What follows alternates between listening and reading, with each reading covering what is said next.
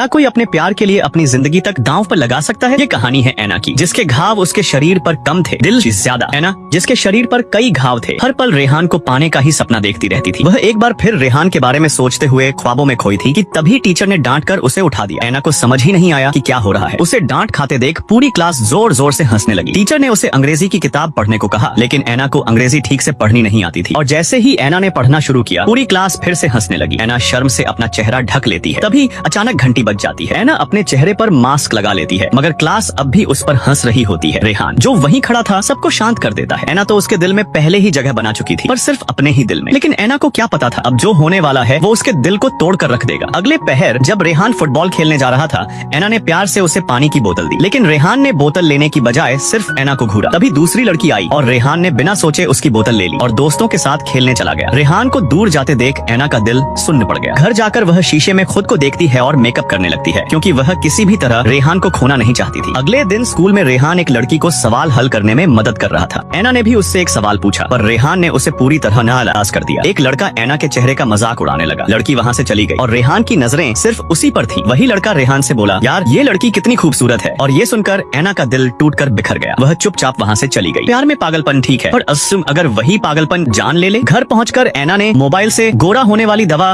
मंगाई और रोज लेने लगी। उसने तीखा खाना भी छोड़ दिया। कुछ ही दिनों में उसके मुंह से उल्टी होने लगी। विटामिन की भारी कमी से उसकी आंखें नहीं खुल पा रही थीं। वह कमरे से बाहर जाने लगी, लेकिन दरवाजे पर ही बेहोश होकर गिर पड़ी। जब ऐना ने आंखें खोली, वह हॉस्पिटल में थी। डॉक्टर ने माँ से कहा, तीखा भोजन बंद करने और गलत दवा लेने से शरीर में गंभीर कमी हो गई है। माँ खाना देकर बाहर चली गई। ऐना ने चुपचाप वह खाना डस्टबिन में फेंक दिया। उसके चेहरे पर अब सिर्फ एक ही बात थी, रेहान के बिना जीने का कोई मतलब नहीं। लेकिन ऐना को नहीं पता था, रेहान भी कुछ ऐसा सोच रहा था जो उसकी पूरी दुनिया बदलने वाला था। अगला पार्ट चाहिए तो कमेंट करें।